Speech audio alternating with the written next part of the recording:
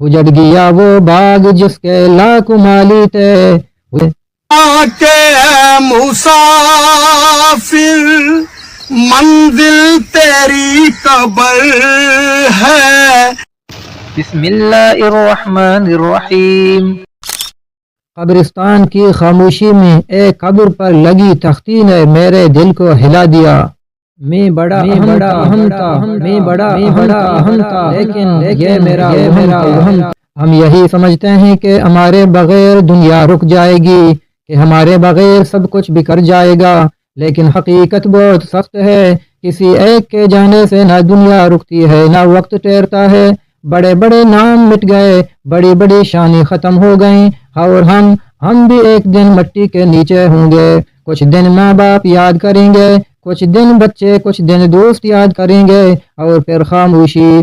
پھر میں ہوں گا، میری قبر ہوگی اندھیری تنگ خاموش، اور میرے اعمال ہوں گے جو میرے ساتھ ہوں گے.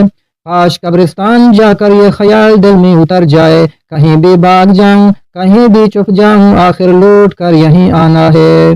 جس دن یہ بات سمجھ میں آ گئی، اس دن حرام کھانا زہر لگنے لگے گا. کیا کبھی کسی قبر میں دولت دیکھی ہے؟ کیا کبھی کسی کفن میں جیب دیکھی ہے؟ سب کچھ یہیں رہ جائے گا. گھر، گاڑیاں، نام، شہرت، غرور سب ختم ہو جائے گا، اور ہم اپنے اعمال کے ساتھ رہ جائیں گے. پھر سوچو، حرام کیوں کماؤں، گناہوں کی راہ کیوں چنوں، جب انجام 2 گز مٹی ہے. ابھی وقت ہے، لوٹ آؤ، اللہ کی طرف لوٹ آؤ. اجڑ گیا وہ باغ جس کے لاکھوں مالی تھے، اجڑ گیا وہ باغ جس کے لاکھوں مالی تھے. سکندر جب گیا دنیا سے دونوں ہاتھ خالی تھے. کے مسافر منزل تیری قبر ہے. طے کر رہا ہے جو تو 2 دن کا یہ سفر ہے.